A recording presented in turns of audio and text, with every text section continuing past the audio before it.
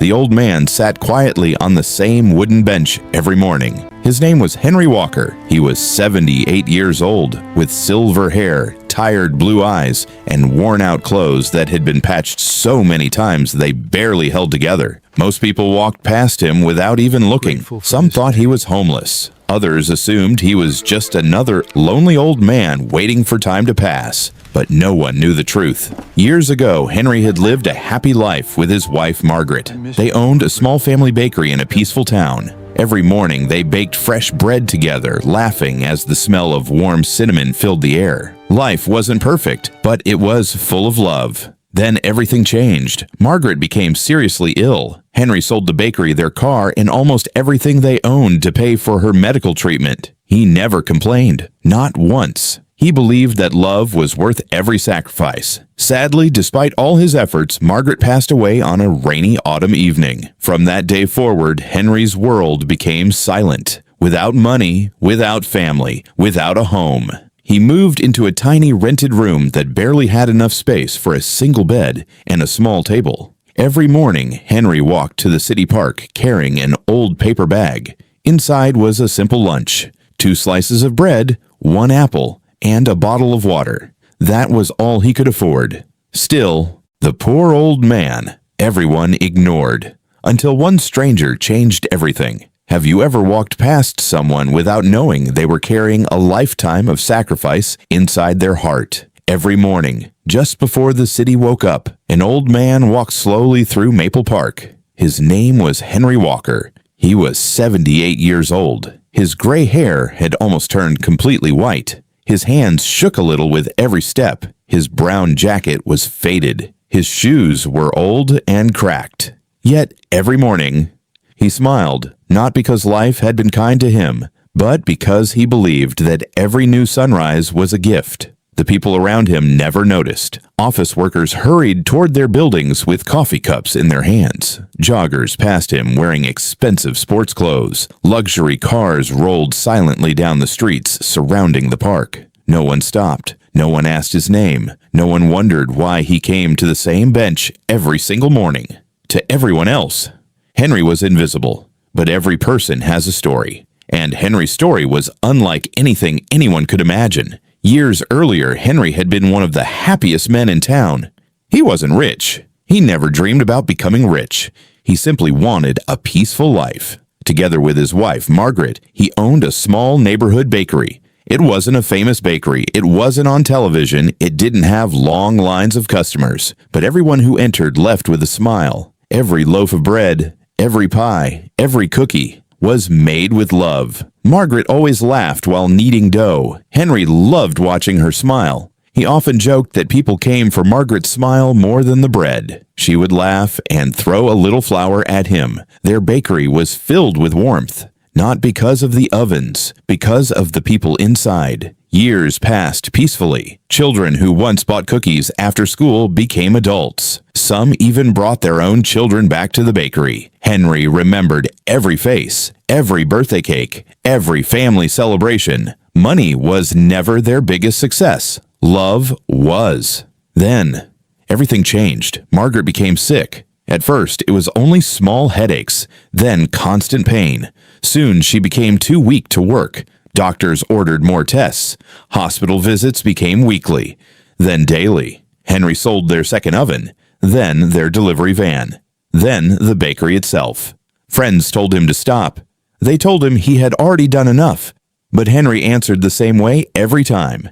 If I have $1 more, it belongs to my wife. He never regretted it, not once. For nearly 3 years, Henry spent every day sitting beside Margaret's hospital bed. He read her favorite books. He held her hand through sleepless nights. He smiled even when he wanted to cry. One rainy evening, Margaret squeezed his hand. She looked into his eyes. "I've had a beautiful life," she whispered. "You gave me everything." Henry tried to answer, but no words came. A few moments later, Margaret quietly closed her eyes forever. Henry felt as though the entire world had stopped moving. Silence became his closest companion. After paying the final medical bills, nothing remained. No bakery, no savings, No house, only memories. Henry rented the smallest room he could find. The ceiling leaked whenever it rained. The heater barely worked. The wallpaper peeled from the walls. His tiny kitchen held only a kettle and one frying pan. Yet every evening, before sleeping, Henry looked at Margaret's photograph and smiled. "I'll see you again someday," he whispered. The next morning, he woke before sunrise. He packed 2 slices of bread, 1 apple, a small bottle of water, placed everything inside an old brown paper bag, and began walking toward Maple Park. That routine never changed, not for one day, even during heavy rain, even when snow covered the sidewalks, even when his knees hurt so badly he could barely stand. Every morning, same bench, same lunch, same smile. Most people assumed he was homeless. Others believed he was simply waiting for someone who would never come. Neither was true. Henry wasn't waiting for another person, he was waiting for hope, because somewhere deep inside his heart, he still believed kindness existed. He simply hadn't seen it in a very long time. The little girl skipped happily beside her mother, humming a cheerful tune as they walked through Maple Park. Her bright yellow backpack bounced gently with every step. Her name was Emma. She was only 8 years old, but she had a heart much bigger than most adults. Every morning before school, her mother, Sarah, walked her through the park. It was their favorite part of the day. Emma loved watching the squirrels chase each other through the trees. She loved feeding ducks at the pond. She loved waving at strangers. Most people smiled back. Some were too busy to notice. As they reached the center of the park, Emma suddenly stopped walking. Her mother took 2 more steps before realizing her daughter wasn't beside her anymore. "Emma," Sarah called, turning around. Emma wasn't looking at the playground. She wasn't looking at the flowers. Her eyes were fixed on Henry. The old man sat quietly on the wooden bench, gently folding his empty paper bag after sharing most of his breakfast with the birds. Emma watched him carefully. She noticed something everyone else had missed. His smile looked warm, but his eyes looked lonely. Children often see what adults overlook. Sarah walked back toward her daughter. "What is it, sweetheart?" Emma pointed quietly. "Mom, why is that grandpa sitting all alone?" Sarah looked toward Henry. She had seen him before, many times. She simply assumed he enjoyed being alone. "I don't know," she answered softly. Emma kept staring. "Does he have a family?" "I don't know." "Does anyone visit him?" "I don't know." Emma lowered her voice. "He looks sad." Sarah looked again. This time, she noticed it too. Henry wasn't asking anyone for money. He wasn't bothering anyone. He simply sat there with quiet dignity, watching the world move without him. Emma slowly walked toward the bench. Sarah followed closely behind. Henry heard the tiny footsteps and looked up. A little girl with bright blue eyes stood only a few feet away. She smiled. "Good morning." Henry smiled back. "Good morning. My name is Emma." "What a beautiful name." "I'm Henry." For a few seconds, neither of them spoke. Then Emma asked the question that no one had asked Henry in years. "Are you okay?" Henry was surprised. Thousands of people had walked past him. No one had ever asked. He smiled gently. "I've had better days." Emma nodded seriously. "My grandma says everyone needs a friend." Henry felt his throat tighten. He remembered Margaret saying those exact words years ago. Emma looked down at the colorful lunchbox in her hands. Without thinking twice, she opened it. Inside was a fresh turkey sandwich, sliced apples, cookies, and a small juice box. She picked up the sandwich, then held it toward Henry. "You can have mine." Henry stared at the sandwich, then at Emma, then back at the sandwich. His eyes slowly filled with tears. "No, sweetheart," he whispered. "That's your lunch." Emma smiled. "My mom can make another one." Sarah stood silently nearby. Instead of stopping her daughter, she simply watched, because she realized something important. Emma wasn't giving away a sandwich. She was giving away kindness. And kindness should never be interrupted. Henry's hands trembled as he accepted the sandwich. He hadn't received a gift from a stranger in many years. "Thank you," he whispered. Emma smiled brightly. "My grandma says when you help one person, you make the whole world a little happier." Henry could no longer hold back his tears. For the first time since Margaret had passed away, someone had made him feel seen. Someone had reminded him that kindness still existed. Neither Henry nor Emma had any idea that someone else had been watching this entire moment from across the street. A man standing beside a black luxury car quietly lowered his sunglasses. He had witnessed every second, And what he decided to do next would change Henry's life forever. Across the street, the man beside the black luxury car remained perfectly still. His name was Daniel Brooks. At first glance, he looked like someone who had everything. He wore a perfectly tailored navy blue suit. A silver watch rested on his wrist. The luxury sedan behind him was worth more than most houses. People passing by recognized him immediately. Daniel Brooks was the founder of one of the country's largest food companies. His face appeared on magazine covers. Business channels called him a genius. Investors admired him. Employees respected him. But there was one thing almost no one knew. 25 years earlier, Daniel had been a poor boy. His father had died when he was only 9 years old. His mother worked 2 jobs just to keep food on the table. There were nights when dinner was nothing more than a loaf of bread and a glass of milk. Daniel never forgot those days. He never forgot what it felt like to be invisible. He also never forgot the one person who had helped his family when they had nothing, an old neighborhood baker. Every Saturday evening, that baker quietly slipped an extra loaf of bread into his mother's bag. When she tried to pay for it, the baker smiled and said, "It's already been paid for."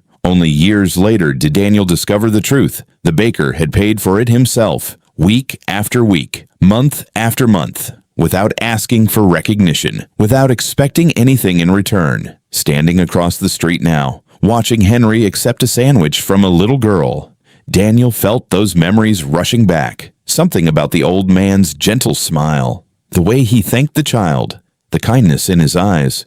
It all felt strangely familiar. Daniel handed his briefcase to his driver. "Cancel my first meeting." The driver looked confused.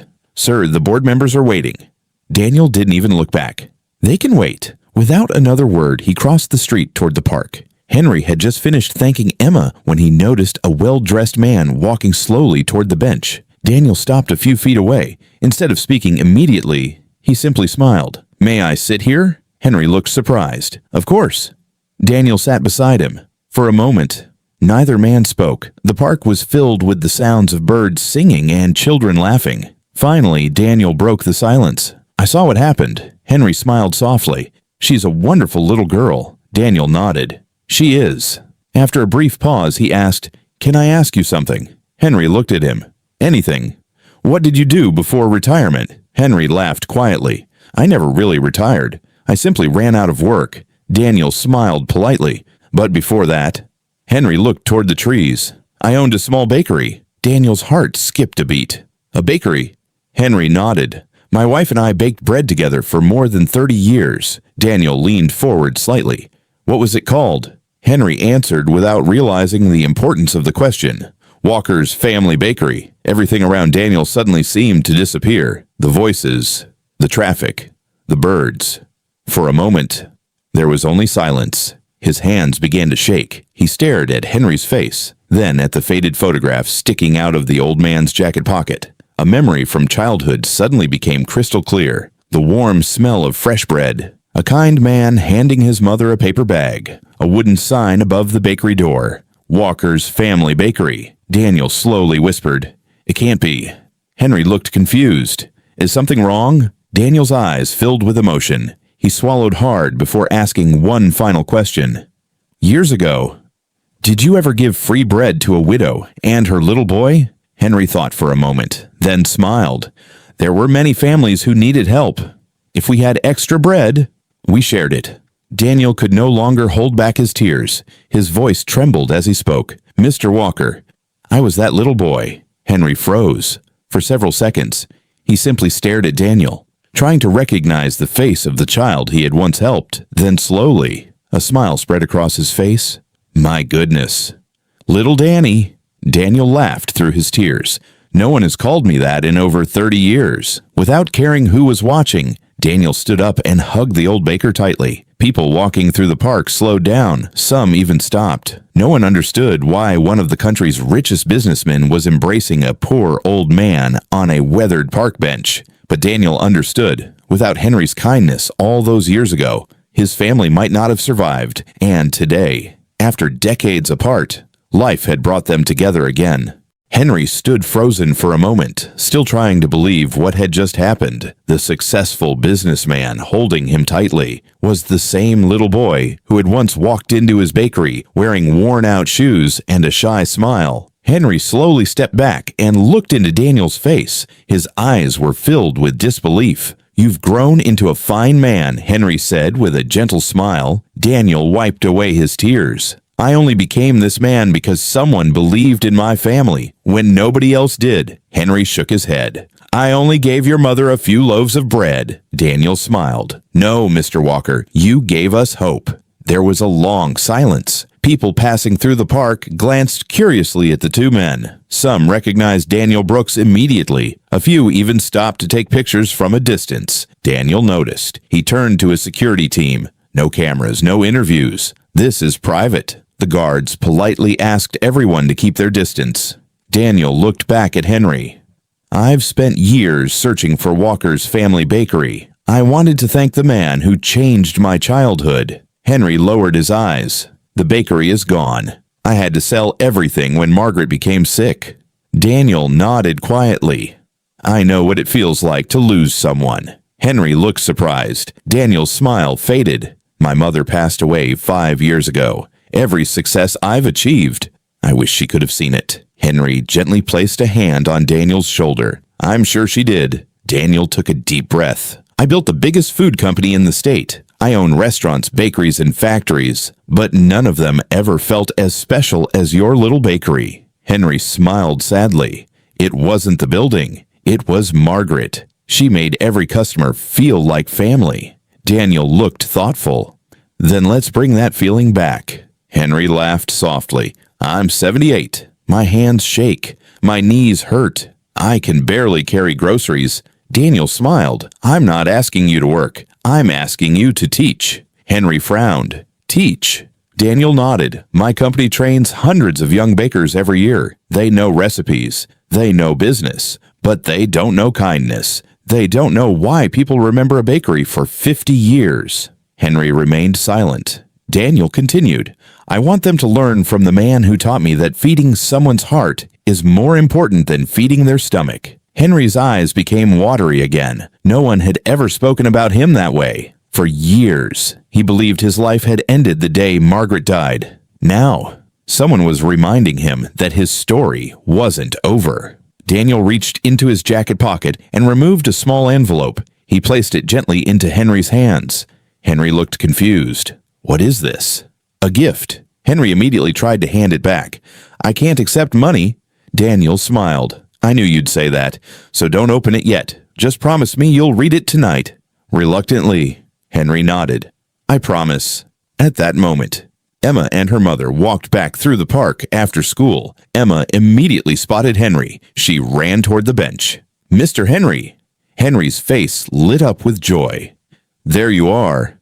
Emma stopped when she noticed Daniel. She whispered to her mother, "Who's that?" Before Sarah could answer, Daniel knelt down to Emma's height. "Hello, my name is Daniel." Emma smiled politely. "Are you Mr. Henry's friend?" Daniel looked at Henry, then smiled warmly. "I hope I am." Emma reached into her backpack. "I made something." She carefully pulled out a folded piece of paper. It was a child's drawing. The picture showed Henry sitting on the park bench with birds around him. Above the drawing, written in colorful crayons, were the words, "Kind hearts make the world brighter." Henry stared at the drawing. His lips trembled. No expensive gift, no amount of money, could ever mean more to him than those simple words. He carefully folded the drawing and placed it inside his jacket pocket, right beside Margaret's photograph. Two treasures, one from the past, one from the future. As the sun slowly began to set over Maple Park, Daniel looked at Henry and quietly said, "Tomorrow morning, I'd like to show you something." Henry smiled. "What is it?"